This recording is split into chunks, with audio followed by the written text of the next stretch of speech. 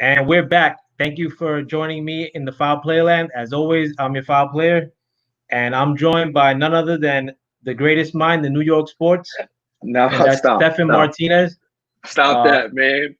who's also joining me on Facebook Live. Steph, let the people know where we can find you. Hey, man, it's Stephen Martinez on Facebook. It's Stephen3CM on Twitter, and it's Stephen Martinez 300 on Instagram. It's gonna be a busy end of the year for me. Me and this dude were just talking about, possibly joining forces and doing this more often. So you get to see two of the illest, minds and two of the illest personalities out here. But it's I'm your Robin. shit. I'm Robin in this little group though. Stop it, man. Nah, man. I'm gonna let you. I'm gonna let you kind of, you know, steer the ship a little bit. But I will warn you guys. I got some fresh stuff. So if you guys are like into the whole, behind the scenes, what happens in sports when relationships go astray, this is the show for you. So Yeah, definitely, man. And I'd like to thank everybody who's watching on Facebook Live and the people that are thank, watching on YouTube Live. yeah, And yeah, man. I'd like to thank my guest for coming through. Actually, he's one of my Oh, hosts now on this show. So yeah, like there's a lot of happenings in the world of New York sports. We know hmm that the resumption or the beginning of the hmm baseball year started this past week for the Mets and the Yankees and baseball throughout.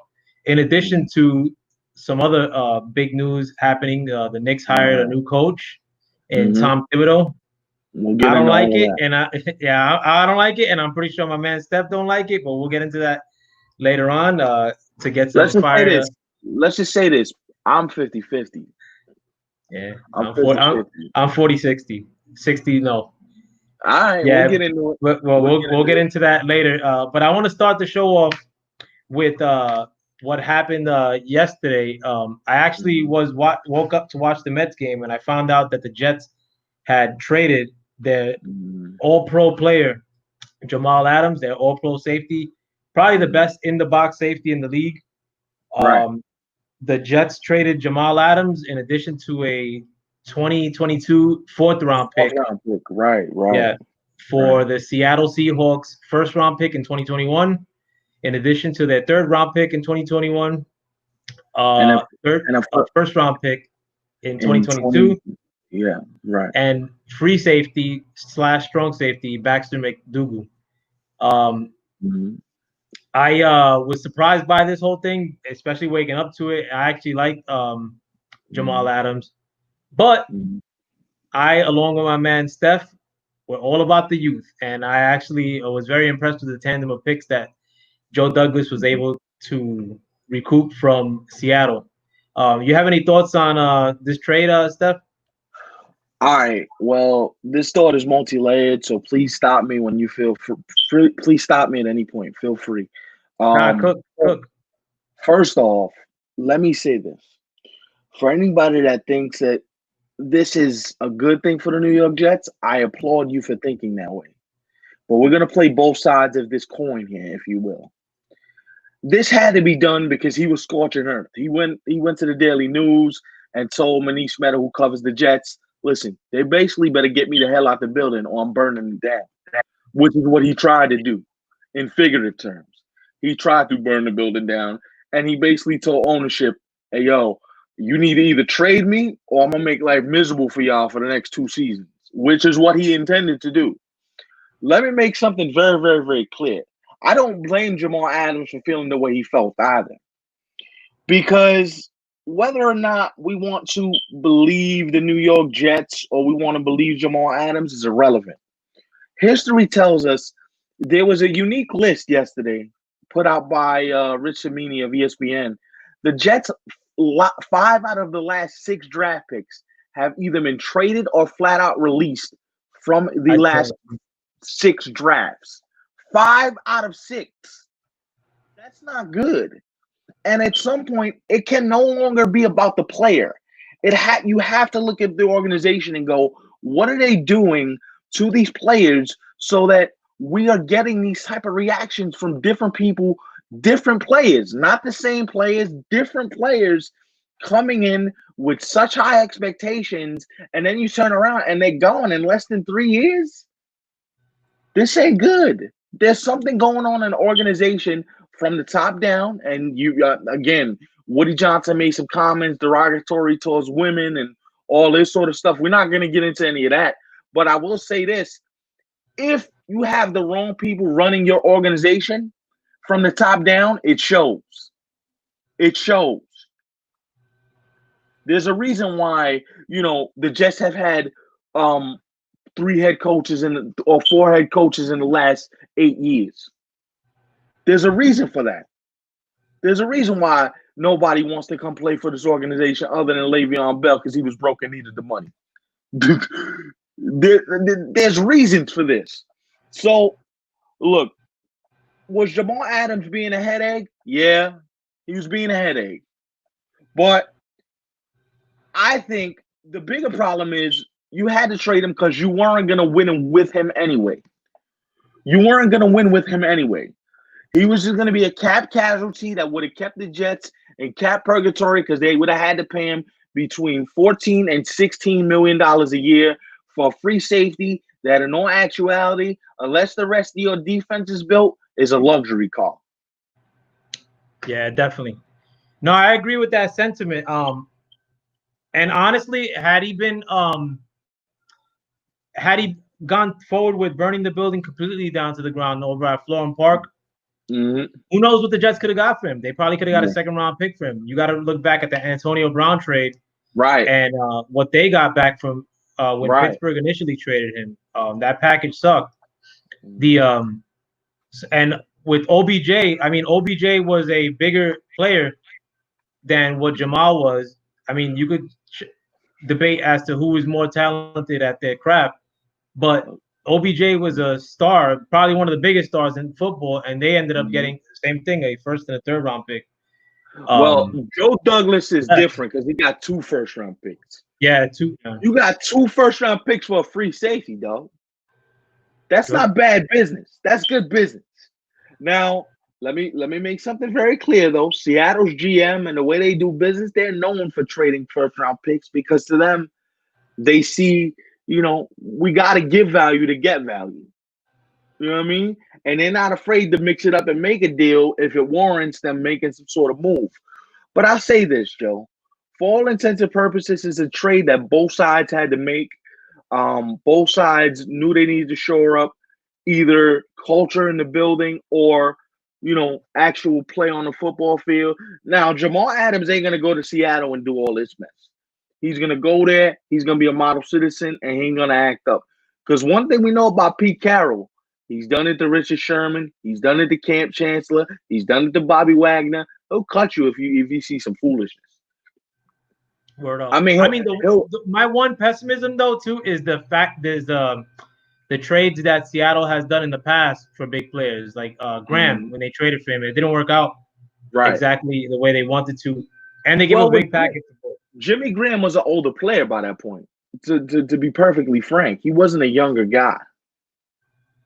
Yeah, but I mean, personally, I'm pretty sure that you agree with me in that the Jets did really well with this trade. I mean, like a lot of good safeties could be acquired in these past 3 drafts. Like since Jamal Adams came into the league, Malik Hooker came into the league, Harrison. Safety's I'm not gonna say easy position to fill, but they're a dime a dozen because you got a bunch. That's what I feel too.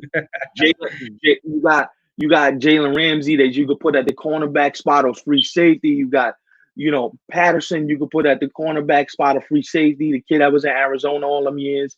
You know what I mean? We see it with what's his name that just got paid from Chicago. You know what I mean? So you can move around safeties and cornerbacks and they could all intertwine. The thing that you're gonna miss about Jamal Adams if you're the Jets is that he plays the run very well for somebody at his position. And that's the LSU thing. They teach it at LSU.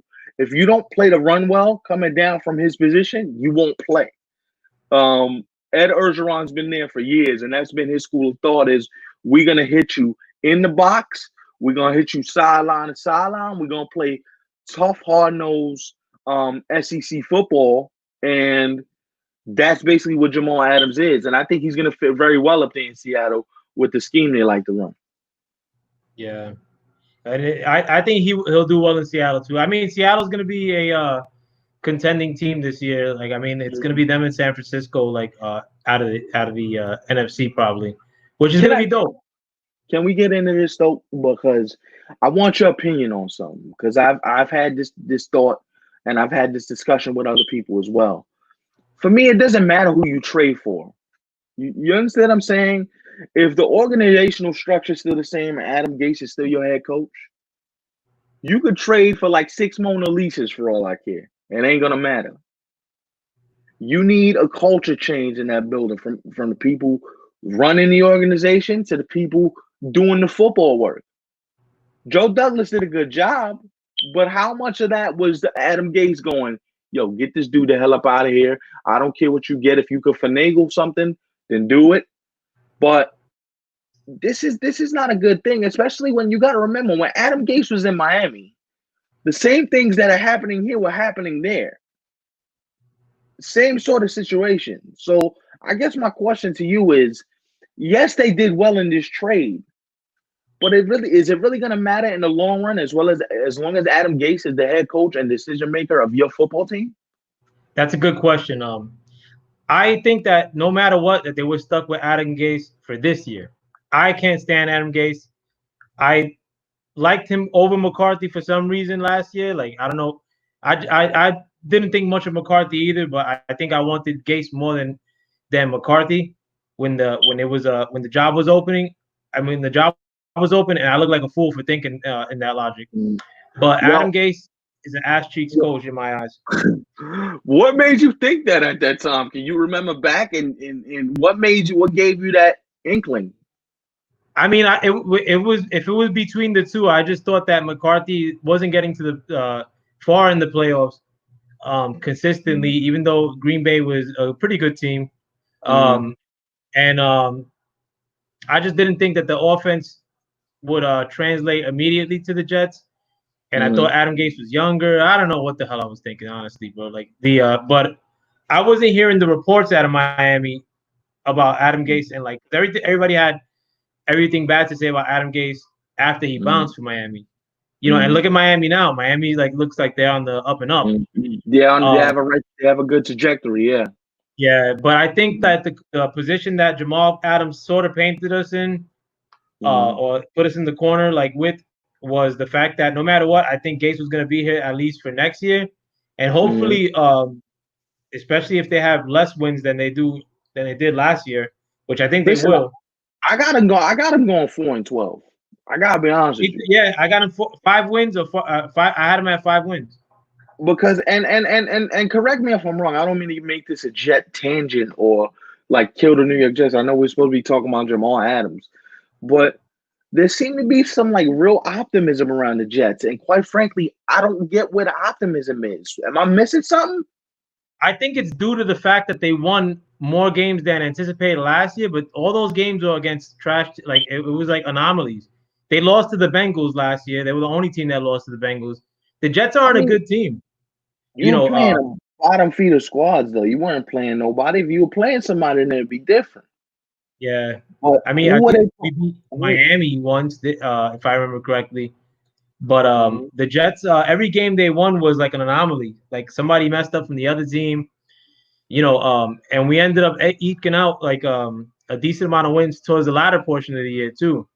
But when we played the Giants, I think we were tied, and we both had 2 wins, if I remember correctly. But yeah, the Jets, right. Any optimism that is given towards the Jets, I mean, it's short-sighted. I mean, I do have optimism with the draft picks that we had. This is like the first draft that the Jets had that I actually thought was on point and addressed the offense finally with Mekhi Becton, Denzel Mims. I like the Ashton Davis pick. The fact that they got an edge rusher in the 3rd round. But you think they missed out on a wide receiver? I mean, I like the fact they added Denzel Mims, but yeah, I thought they should have double dipped at least on the wide receiver pool. Listen, I'm gonna be honest with you. The fact that CeeDee Lamb was sitting out there and they didn't grab him was a joke to me. That dude is one of the most. You know me. I watch college football like a maniac. That dude is one of the most dynamic wide receivers that I have ever seen, bro. I'm talking about, bro. I'm talking about Antonio Brown's speed. I don't know about the hands, but I'm talking about the speed to get away from you, the elusiveness, the big body, the just knowing how to make sharp turns in and out of his routes. That's what I'm talking about.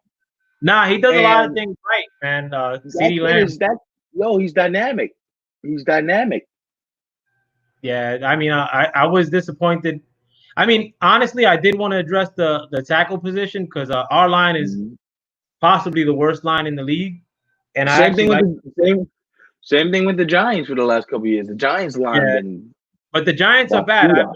I'm a Giant fan too, but this year I think the Jets edged the Giants as far as shitty linemen. But so I'm glad that they Yeah, got Mekhi right. Becton, somebody who has potential, and I Mm-hmm. like Thomas, who the Giants drafted too. But Mm-hmm. the Jets at least address the offense. They always address first round pick, defense every year, defensive tackle, another dime a dozen position. The Right.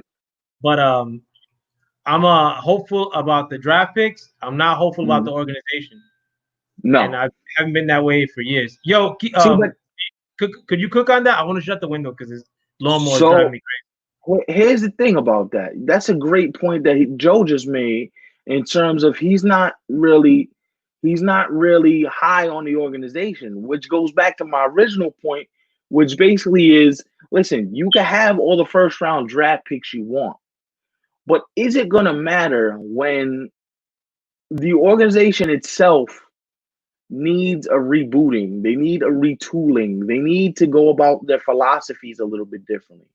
And so that's why I understand his optimism about the picks and the way that they've done business and all of that. That's all well and good. His optimism is absolutely 100% warranted. Joe Douglas should be getting praise. He should be lauded for the deal that he made. However, my whole thing is if your structure's broken, it doesn't matter how many first round picks you get. Because at the end of the day, we're all going to be having the same conversation of, you see, they got another generational type of talent, but they screwed it away because they didn't know what they were doing in the building. You hired the wrong head coach. You hired the wrong football personnel. You hired the wrong GM. Now, I'm not saying Joe Douglas is the wrong GM because the jury's still out on that. I can't say that for sure, yes or no. What I can say, however, is look at the way the setup is, or look at the way the setup is for the New York Jets. The setup is basically, listen, Adam Gase is the de facto decision maker, and Joe Douglas is the master negotiator, the master, yo, we're going to do this. We're going to work this. We're going to finagle a team to get as much as we could get for ourselves. But if Adam Gase is to be fired and you keep Joe Douglas, can Joe Douglas pick a coach? I got to see that.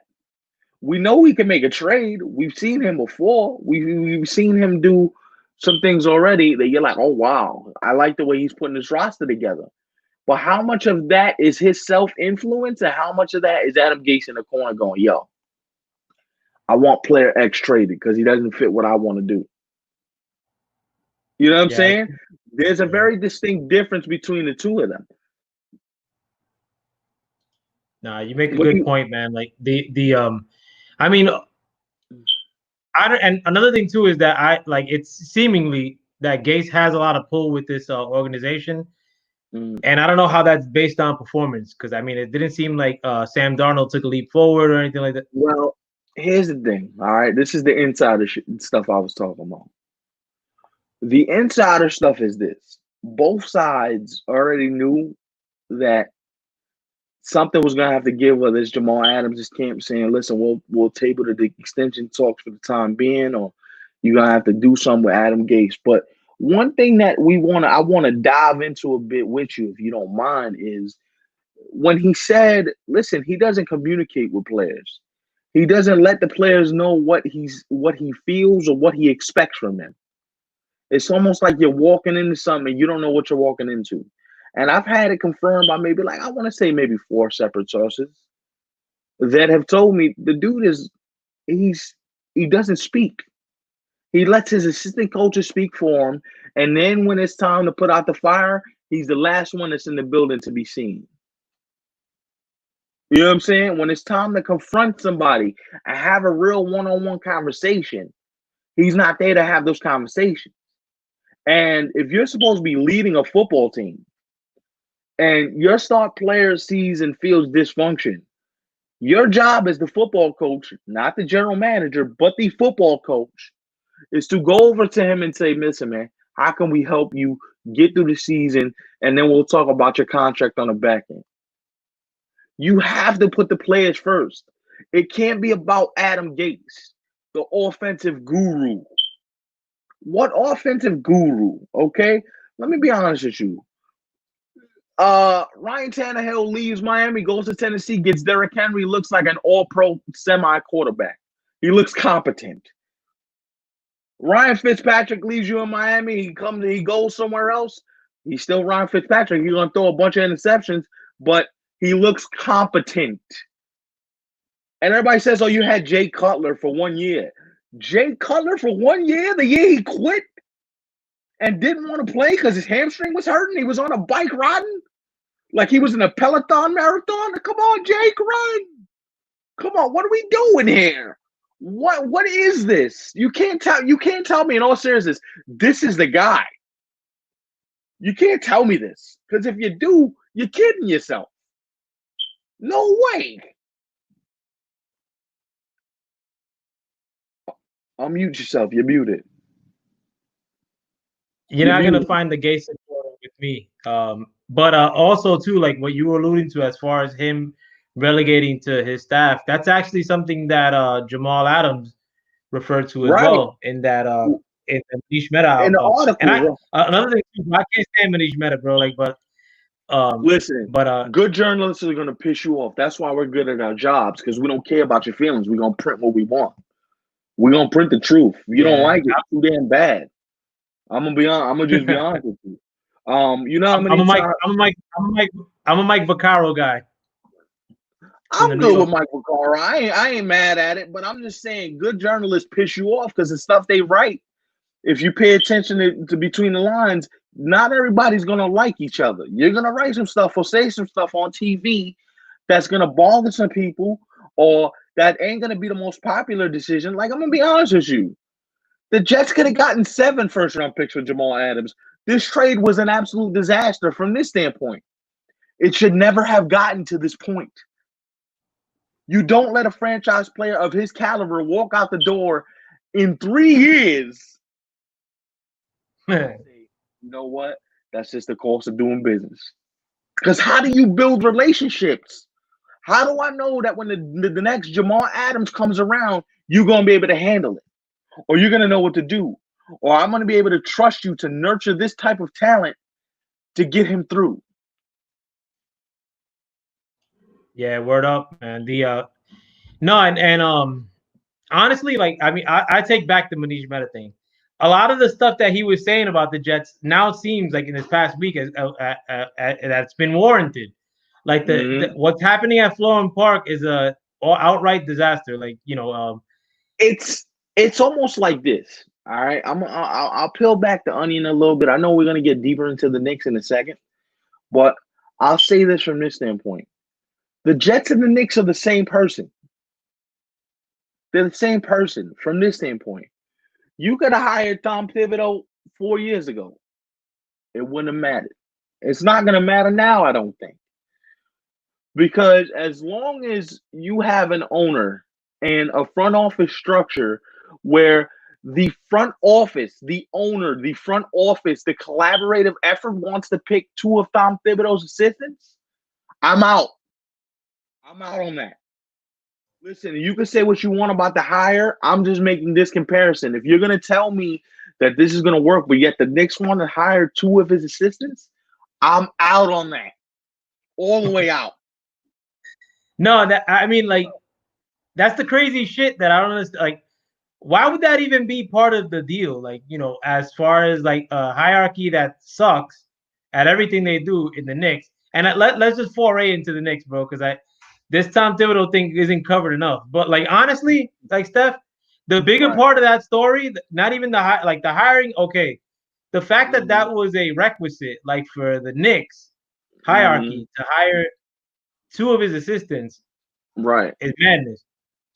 It's madness. And look, I'm gonna get real journalistic. I don't know if you know this story. If you don't, um, I will tell you that look, at the end of the day, this happened in 2017 too. Because when David Griffin got fired from the Cavaliers, right after he got fired, he was gonna interview for the Knicks job. He was gonna interview for the Knicks job, and the Knicks said, listen, we have to pick some of your front office members to go along with you. We have to pick who's going to be in the room with you, who's going to make the decisions, who's going to do all this stuff before we hire you. And Dave Griffin was like, damn that. I ain't doing that. How you picking my assistants? I just went to 4 finals in a row, dog. Bump that. Do And you know who particularly is picking those assistants? Is it an unnamed? Is it just a hierarchy, or is it like somebody that you know of in the Knicks? it's somebody, listen, I think part of it is Dolan. I think that's a part of it. But I think the a part of it is Dolan, but I think a part of it is Dolan has very close confidants in the garden. People that we don't know about, people that we'll probably never know about. And he tends to lean on those particular people when it's time to make decisions. The thing that's most comforting about this situation is this. I think that for the first time since um, Glenn, Glenn Grunwald was hired, there's actually a front office structure that I could somewhat get behind and be like, okay, this makes sense. Leon Rose, William Worldwide Wesley, the capologist from Cleveland, the head scout in Utah. I love all that. Love it all. I got two pieces of business though.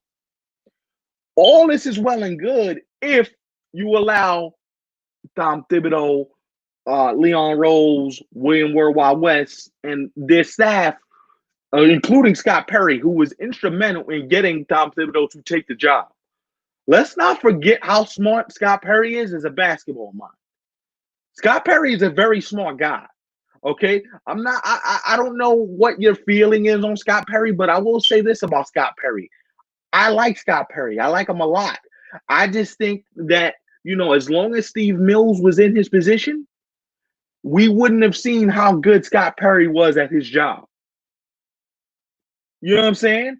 Where I think Leon Rose comes in and says, you know what, Scott, I'm gonna just let you be, bro. I have other people here that you can talk to if it needs to get to the point where we have to have a think tank collaborative effort sort of deal. I'm cool. We can be as thorough as you like.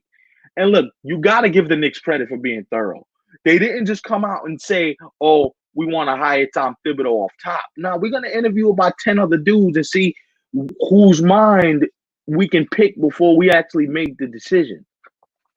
Whether we agree with the hire or not for this current Knicks team, that's another story for another day, which we're going to get into in about 2 minutes.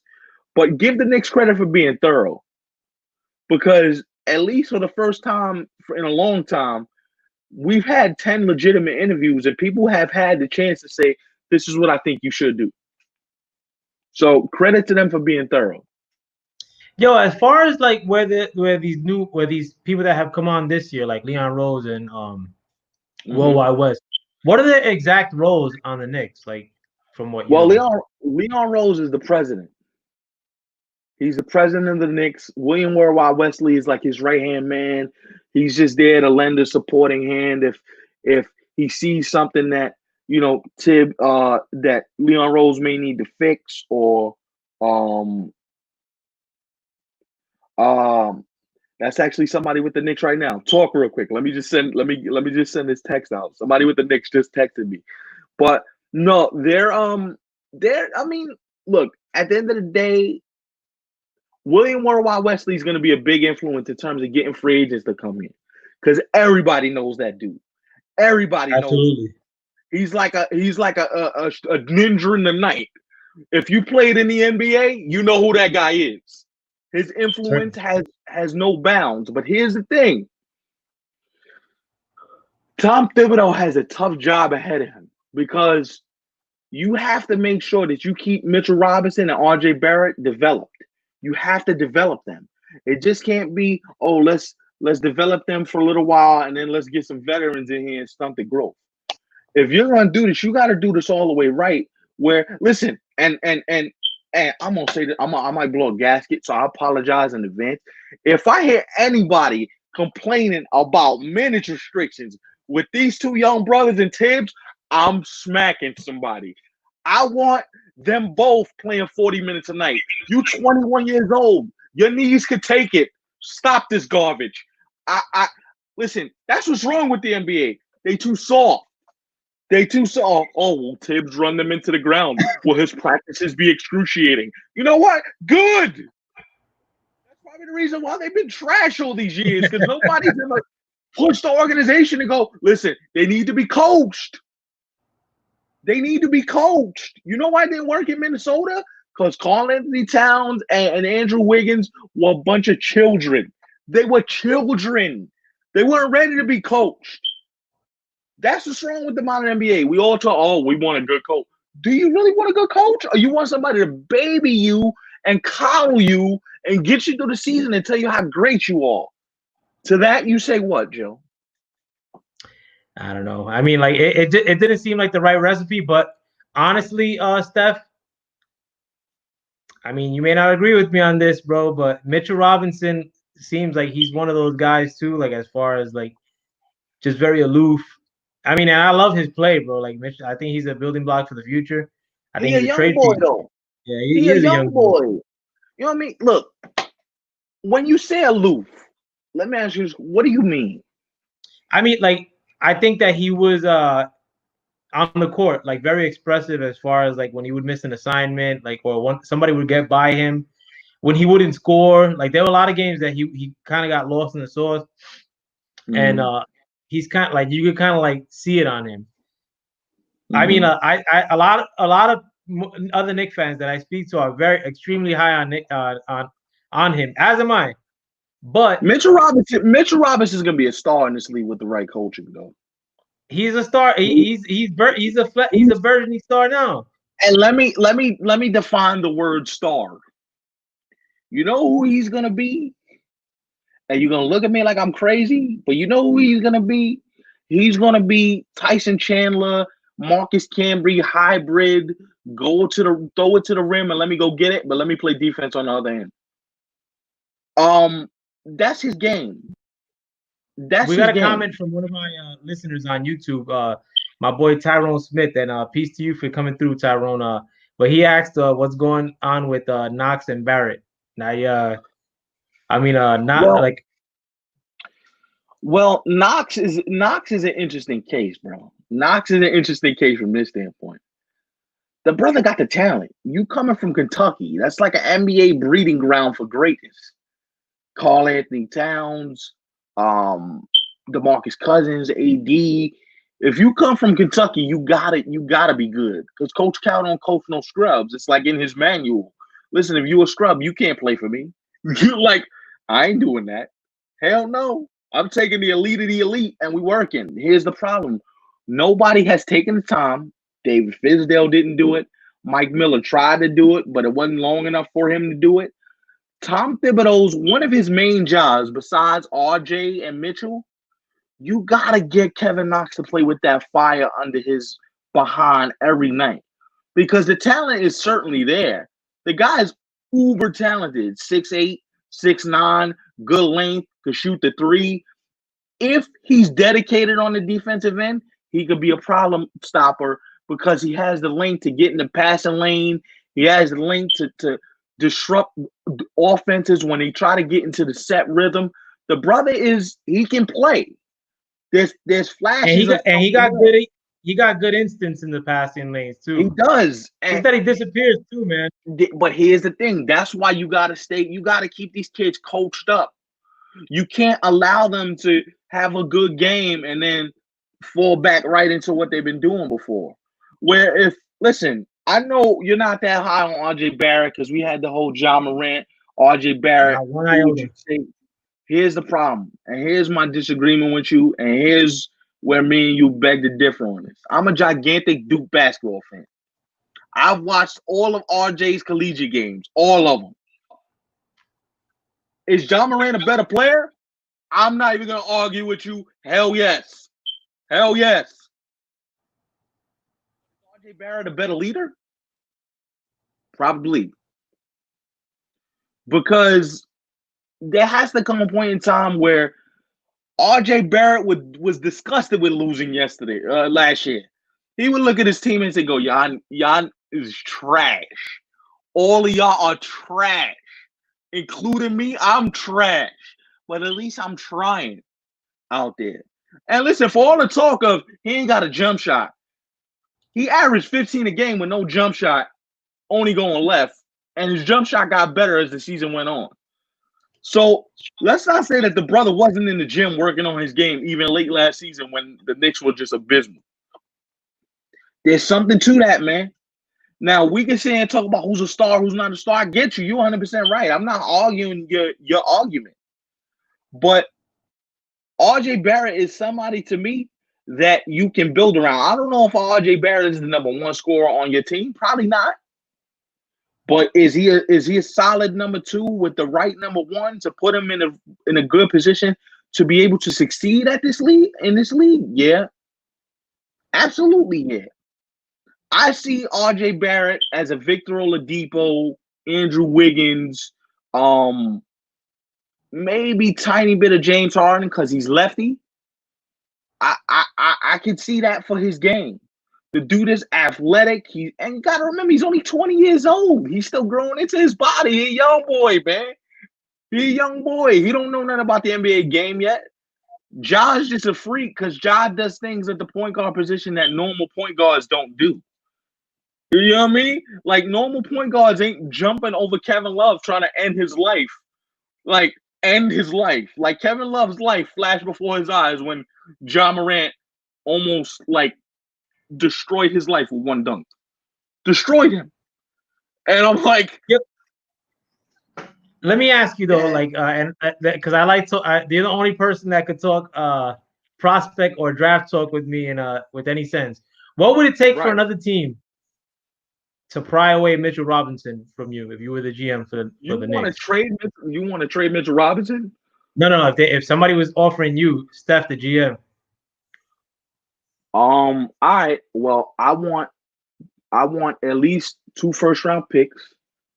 They don't got to be concurrent, but I want 2 first-round picks, and I want somebody that does what he does. I want somebody that has his similar skill set. For example, if you told me you're gonna trade, if you tell me Mitchell Robinson's available, Mitchell Robinson, I'm trading him in a package. I'm not trading him for Doley. We got because I'm trying to get the most value back I can. Here's a perfect trade package for you. I'll flip Mitchell Robinson, maybe Kevin Knox, and a first rounder or 2 for Damian Lillard in Portland. I'd do that. I wish. I'd do that. I'll throw Barrett into that one too. You can't have RJ. If I'll throw Barrett with the quickness in that. Take him. Nah, if I'm giving you Mitch, which I probably wouldn't, like for all intents and purposes, I'm not trading. Take that. Hold on. If you would you take that same package, take Knox out of it, and put Barrett in it? Would you do it for Lillard? Nope. Yeah, you would, bro. Yo, they're like the biggest Lillard fan, like in New York, bro. I love Dame, and I profess this publicly many times. But that's like the Carmelo trade all over again. What am I gonna be left with? You wildin', bro. What am I gonna be left with? Yeah. I'm gonna be left with the Iggy kid playing second fiddle. Yeah, dog. Iggy. You got Iggy and Knox, bro. That's all you need. No, well, like this is like, who do you think would be like? It's really hard to call because I'm a big James Wiseman guy, bro, out of Memphis. I'm not. Oh, you're hurting me, bro. You don't like James Wiseman? Bad feet. Yo, James Wiseman is gonna be a dog, bro. Bad feet. Listen to what I'm telling you, dog. Bad feet. You know how I feel about big men with their feet. If you got bad feet, that's not good. Bad feet as Listen, far as injuries, or bad feet as far as non-mobility. he can't move. Look at him. He can't move. Yo, that kid is the truth, bro. That He kid's can't move. above the rim. Oh, I like him, bro. listen to me, dog. In the modern NBA, you gotta have a center that can rotate, switch out, come back. Like, you know what Mitch is? That's why I'm not trading Mitch. Because you got a center that can cover the 3-point line and get to the rim. I'm good. You when I look at James Wiseman play, granted it was a small sample size, but his recovery skills in the modern NBA, he's slow.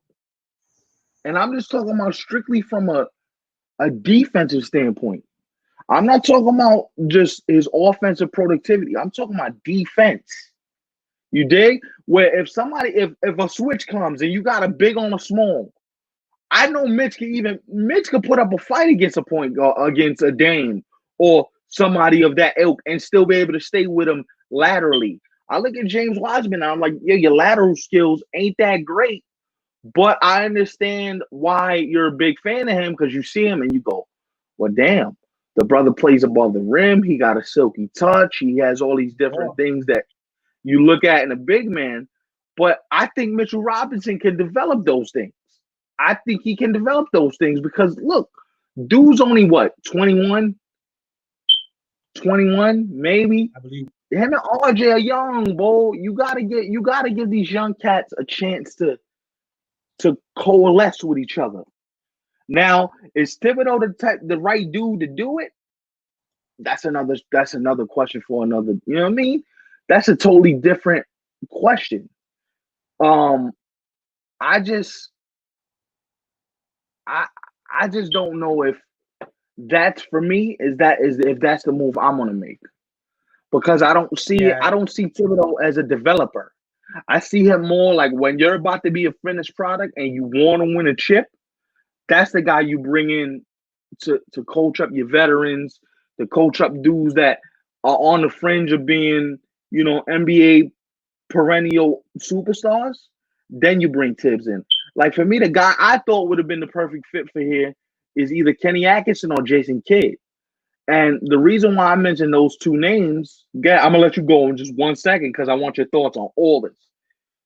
The reason why I'm thinking about both those names and both those names have some significance to me is Jason Kidd, for all the stuff we talk about with his troubles with the front offices in Brooklyn and Milwaukee, he turned those two teams into something. He helped build the Nets culture in Brooklyn so Kenny could come in and take it to the next level. In Milwaukee, he got Giannis believing, yo, you could dominate the league. I'm gonna just put the ball in your hands and I'm getting the hell up out the way. Which allowed Budenholzer to come in and do what he does. That's what this boils down to. You need somebody that's good with foundational pieces. Like Kenny Atkinson came in, he took D'Angelo Russell and a bunch of no-name dudes to the first round of the playoffs and pushed I think it was Toronto to like 6 games, and D'Angelo Russell balled that entire series.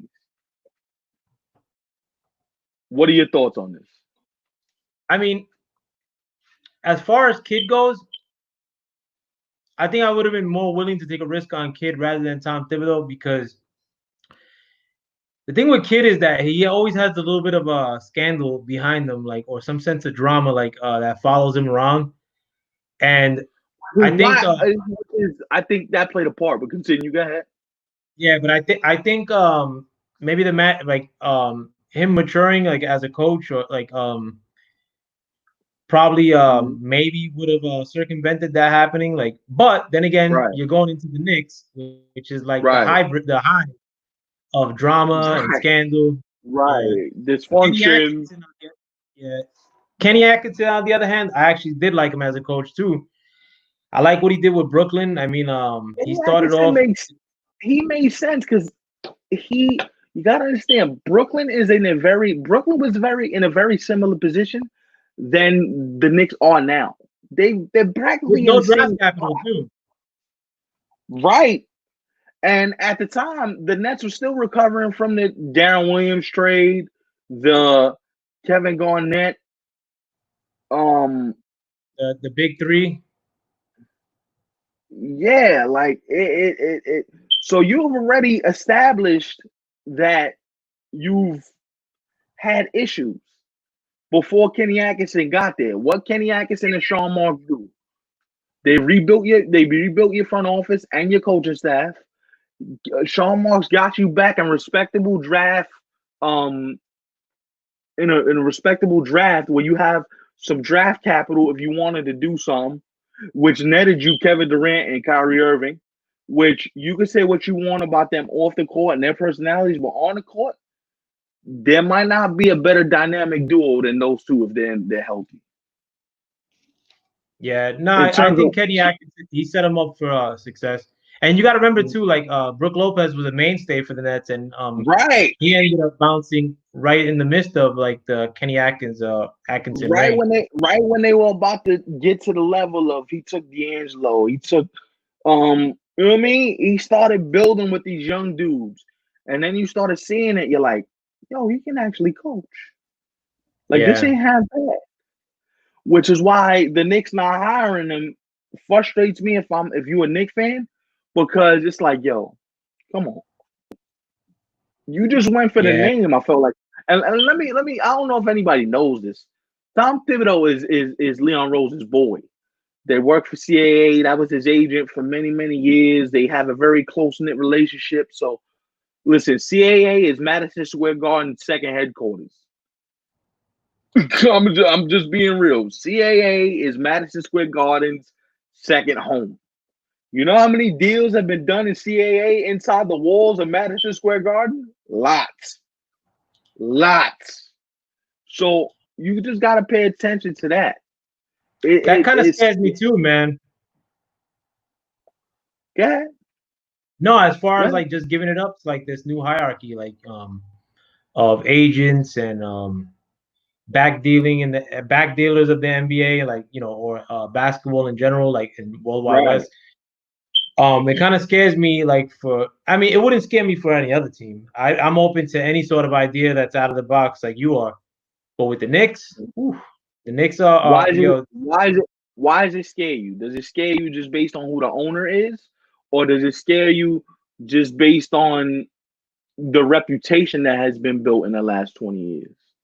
I mean, something's going on in Madison Square Garden, bro. Like it seems like these things always turn out to be like I was with Isaiah Thomas being the coach. I was with when they happened. I was with us getting Starbury, and then somehow it's like these ideas, whether they may be like lackluster, good or bad, end up becoming like just laughing stock to the NBA times 9. But you got to understand. Think about this though. This is where I'm gonna spin this forward and just say this.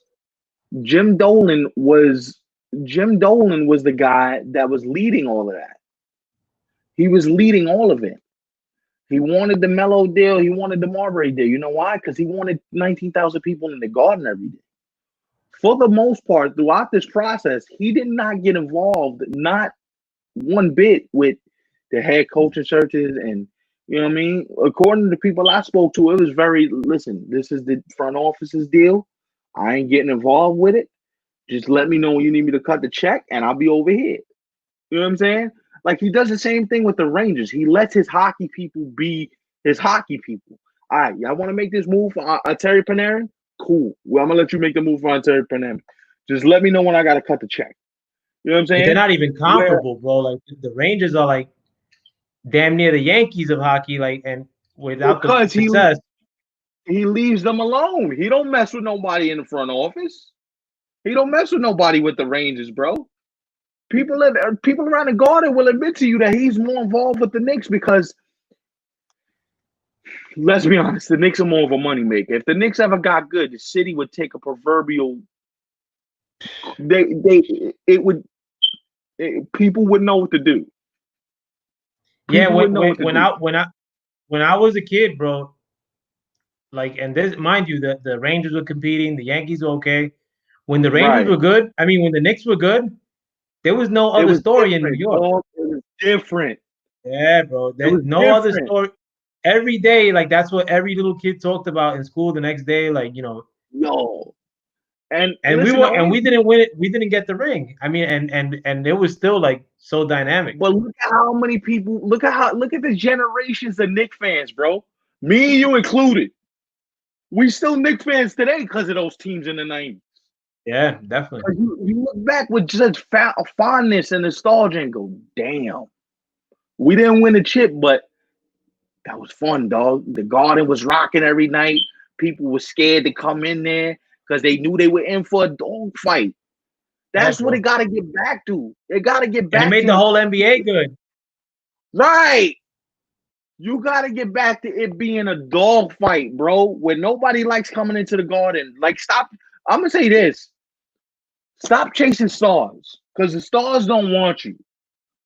Build your own squad with a bunch of rough rider dudes. That dudes are scared to play because they're gonna do it rough and tumble. Now in the modern NBA, it's a little harder because you can't be too physical. Because if you breathe on somebody wrong, it's a foul. We get that.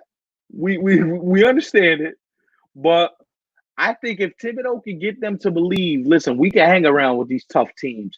We can make it somewhat physical. We could play zone. We could play 2-3. We can trap you on the baseline. We can do all the things in our modern NBA that allows a good defensive team to flourish. Tom Thibodeau, if he can get this young team believing that, the sky's the limit for these brothers because there's talent on this team. There's talent on this team. Now, the next thing that I want them to do, and I want your opinion on this too, is now it comes down to the veterans you're bringing in. What veterans are you bringing in to help these young kids grow? You know what I mean? Are you gonna bring in a veteran like I throw a name out there? Like Rudy Gay would be somebody that I would target. Rudy Gay is not the most craziest name in the world, but Rudy Gay is a professional scorer. Rudy Gay is a professional year in, year out. The dude plays at least 70 games a year if he ain't hurt. And he's still productive. You know what I'm saying? For all this talk about Chicago trading Zach LaVine, Chicago ain't trading Zach LaVine. The world would have to end before Chicago trades a talent like Zach LaVine. Unless Zach LaVine just says, well, damn that. We ain't doing nothing here. I want out, which is very possible. And now you're in a position that if Chicago calls and they say, yo, we want to make a deal for Zach LaVine, the Knicks actually have the capital to do it. However, I don't know if I want to trade that capital so quick, so early. I want to sit on a few of those draft picks. I want to make sure I'm developing my own core first before I make a gigantic trade for Zach LaVine. That's my Yeah. that's what I would do. Nah, I like the fact that they I mean actually no, we ended up signing Homeboy for 3 years last year, so I take that back. But I want to Listen, go into this. Julius Randle's not. Listen, that's not a bad signing in the short No, it term. wasn't. It wasn't when I wasn't like tripping that hard when they did Not sign him, and it wasn't like understand. crazy bread either. There was no free agents that were coming to the Knicks, bro. None of them were coming to the Knicks, bro. Because you gotta understand, putting on a Knick jersey is heavy, bro. Joe, it's like carrying cobblestones on your back, bro. You put Man, on a Knick jersey and you suck, bro. What? Bro, playing for the Knicks is worse than playing for the Yankees, bro. Yes. Because the Yankees won, so it's different. They get a pass for being the Yankees. The Knicks ain't winning like years, bro. They ain't winning years, bro. Think about that. It's yeah, different. yo, before we move on, and I like to talk to youth like with you too, because I Mhm. want to get to the Mets and the Yankees before I dip off. But is anybody in the draft like within the realm where we might be picking like for the Knicks, seventh, eighth, maybe sixth, unless the NBA gods screw us and we pick 11th or some shit. But is there any of these of this talent that's Listen, coming out of the pray, draft that pray you for like? pray for pray for a frozen envelope. All right. Pray for Patrick Ewing 2.0. Pray that you fall between somewhere between 2 and 7. But to be honest with you, this draft is relatively weak. So what I would consider doing is I trade this year's first round pick for a player that I think is worth it. Like if Chicago called me and asked me like, "Yo, we want Kevin Knox, 2 first round picks, and the Brazdakis kid. Would you do it?" All right, cool. I don't know if that gets it done, but I'm just saying that's the type of attitude that I would have based on the fact that I don't know if there's any real difference makers outside of LaMelo Ball, who I'm not in love with anyway. Got a weird shot. Don't know how that translates to the NBA. And the Wiseman kid, if he comes out and what his potential draft stock is and where he goes. Um, I think if you're the Knicks, you might have to do your. And listen, there was no March Madness played, so we don't really have as much tape on a lot of these kids as if we would have gotten if there was a March Madness, if there was a NCAA tournament where we could look at these kids and go, yeah, I like his game, yeah, I like his skill set. He fits good with my team. Agreed. There's one dude that I do like in this draft, though. Killian Hayes. He's an international player. He plays for the German league now. Which the German league ain't all that. It's not like the Spanish league. But Right. he got nice handles, nice shot, a lot of offensive weapons. Besides that, though, I think this draft is weak too. It's weak because we haven't seen nobody in the draft. We don't know what's what. We don't really know what's I mean, what. like it didn't compare though. Like I mean, like it seemed we couldn't jump. I mean, compare you coming off of Zion, RJ. You coming off. You coming off. That was a generational draft, bro. The draft you had last year. So of course, any draft right after is like, oh, this draft's a dud. Ain't nobody in this draft. But look, man, you look at where you were coming off of, and you know what I mean. So this draft was automatically gonna let you down. But yo, let's transition to baseball before you get on out of here. My first question to you, and I'm trying. I was trying to keep a New York theme too, like before we get to like a round robin of the MLB. But no, we'll keep it. We'll keep it New York. We won't stray too far. But were you ready to drink yesterday after the Edwin Diaz save, or I was was it just drinking. you were drinking? I was actively drinking as that was happening. I drank like one beer throughout that whole game, and then when Edwin Diaz Oh, did that, I think I drank three more like in that following inning. But yeah, I mean, and he looked sharp too. He looked sharp like right before that. He looked sharp for the the game most before. part, he look all right. One bad pitch ruined his weekend. He was filthy on Friday. Filthy. Told Ronald Acuna, Freddie Freeman, yo, hit this. All right? Yo, I'm out. We going home. The dude is dirty. He's dirty, bro. He's filthy, and he's only 26 years old, bro. You gotta be patient with that. You gotta have some sort of patience with the brother, bro. And it's a That funky stuff is season though too. I mean, like this season, hey, it's hard, bro. And somebody asked me yesterday, would you let Dellin close? And the answer is hell no. I wouldn't. You know how many heart attacks I've had as a Yankee fan watching that guy close, hoping and praying to God he doesn't blow it. The I like stuff is Dellin dynamic. I like Dellin as a Seven, seventh to eighth inning guy at best. But right, right. I tell you what, I might let close. Justin Wilson, he closed for the Tigers in Detroit. yo, I He love closed. Justin Wilson, bro. Like he's such a good. He's a like just under the radar like pitcher. I mean, like Even kill cat. Don't care what the situation is. I'm gonna just come in and do my thing. I'm good. I'm yeah. good. I mean, did you get to watch the entirety of the Mets game, or did you just Oh, come on. You could come on. I watched like 4 games at one time yesterday. I was watching Cubs Brewers, that little brouhaha talking trash to each other. But I did watch the entirety of the Met game. I gotta tell you this: for all the crap we're giving Edwin Diaz today, the bats haven't done nothing this entire series. no, and they're not taking pitches. Jacob DeGrom pitched his you know what's off last night on Friday and got nothing for it. They won, but Cespedes had the homer in the 8th inning for you to win. So if you don't hit, it doesn't matter. You can't score 3 runs and expect to win a baseball game.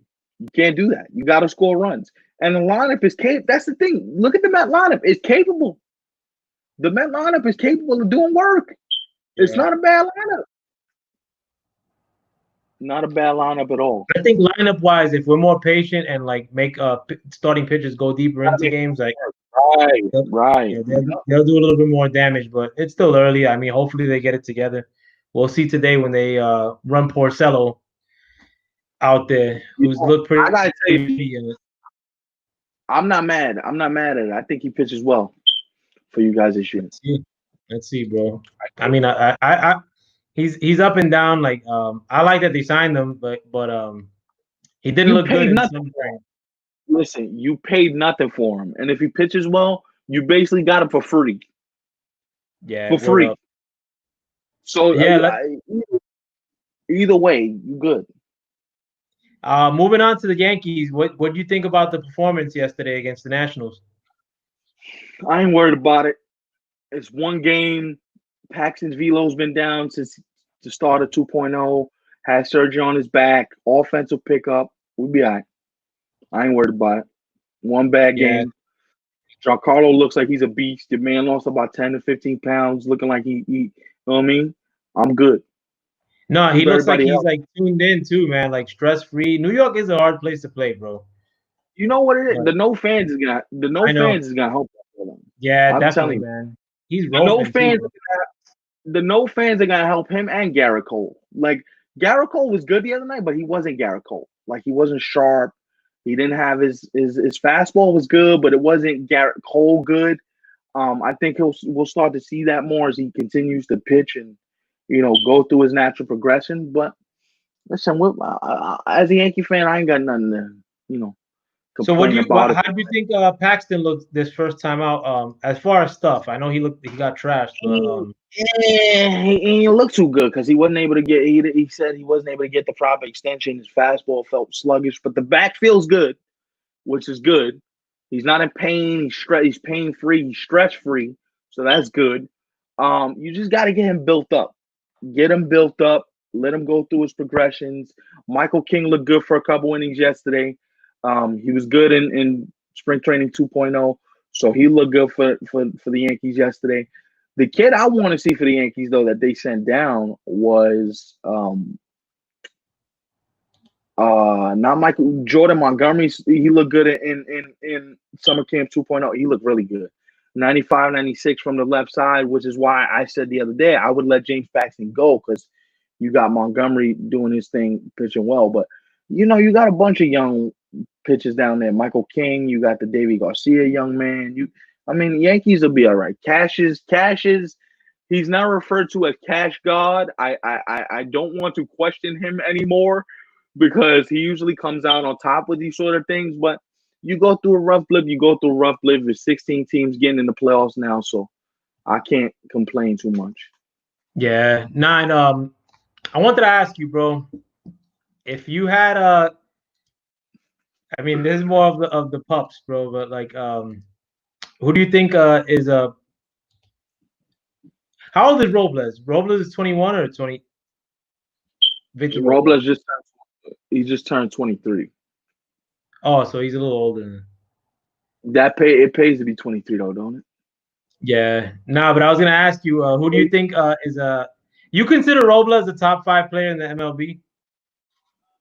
No, yeah. If you're talking about under 25 with his skill set, he could be.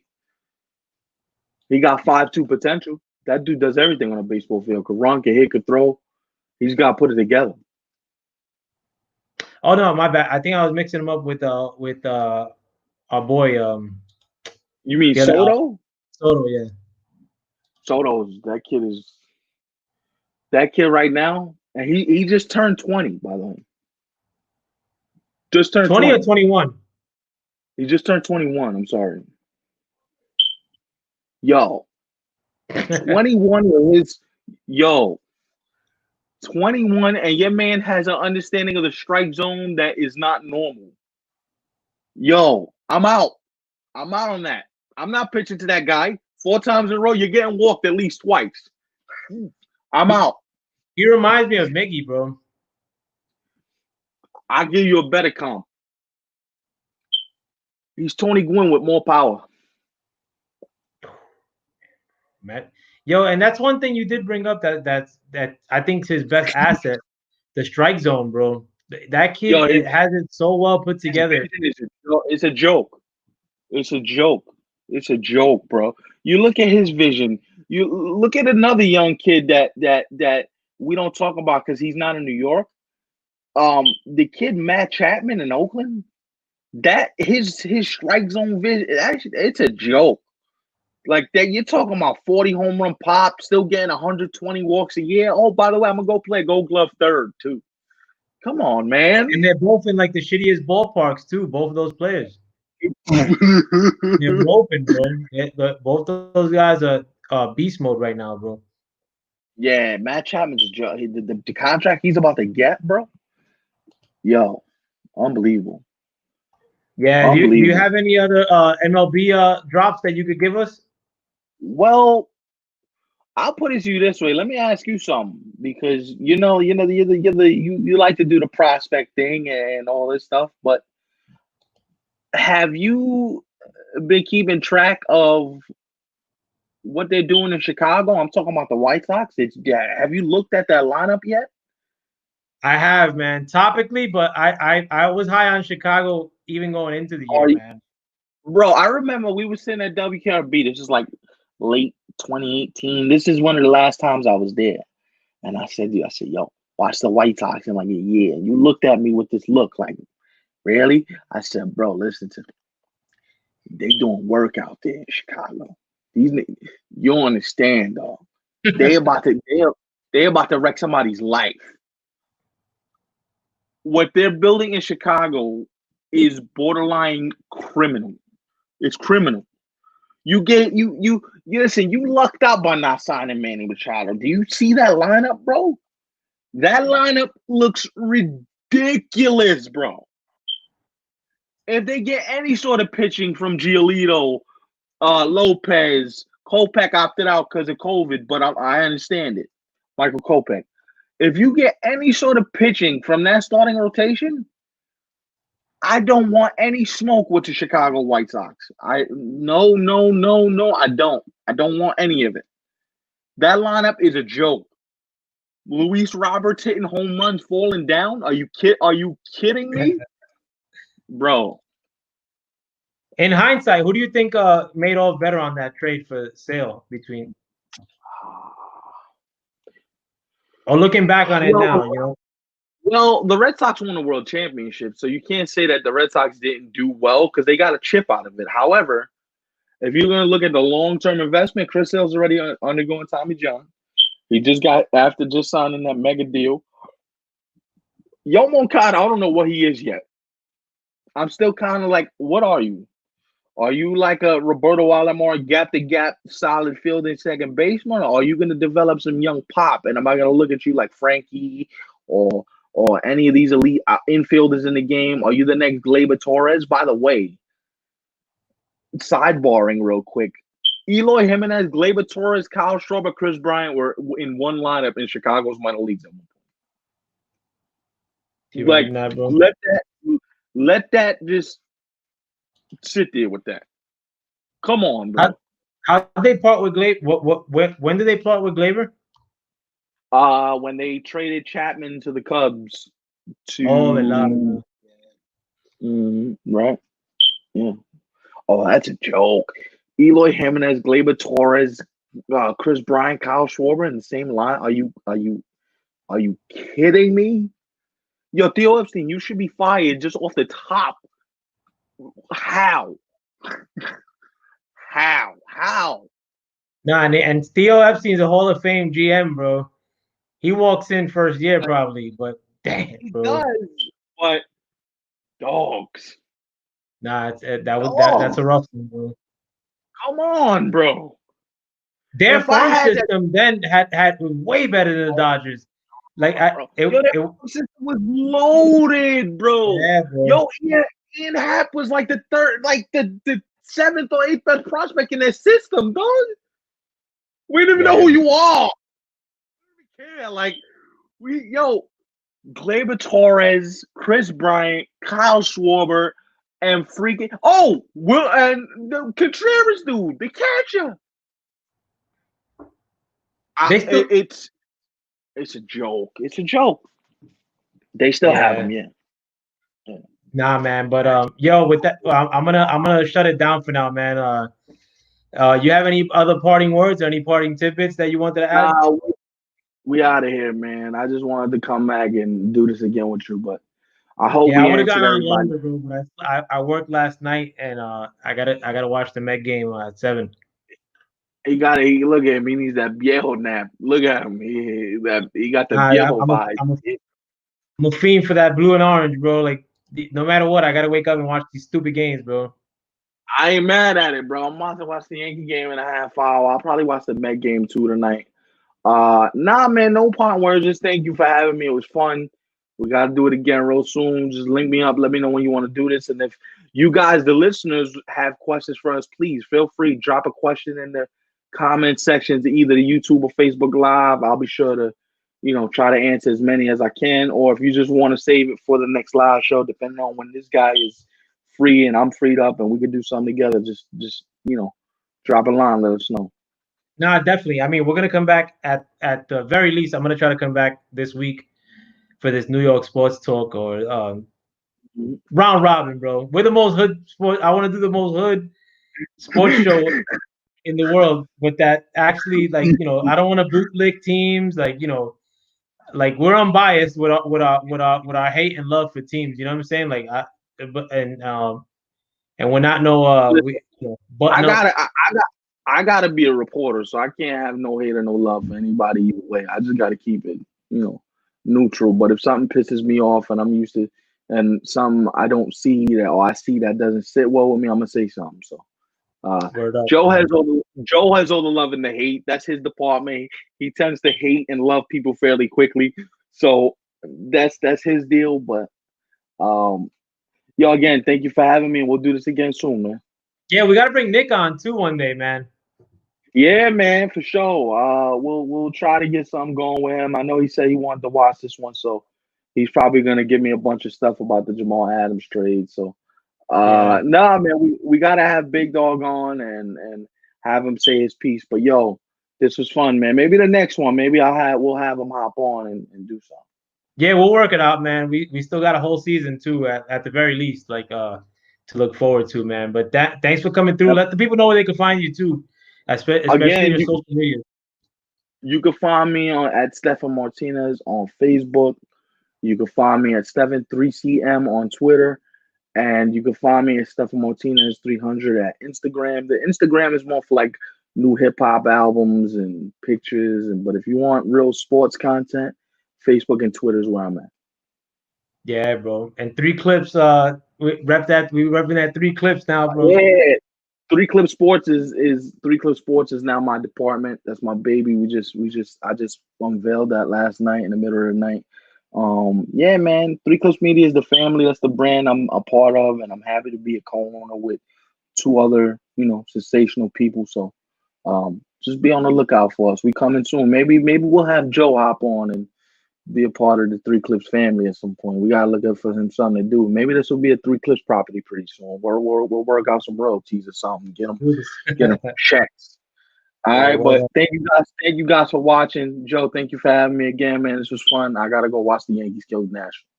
nah, thanks for coming on again, bro. Stay up, man. And for all the people that were listening in the chat and through Facebook, I'd love for you to come back next time. Hopefully, we get this Yeah, thing please figured come out back.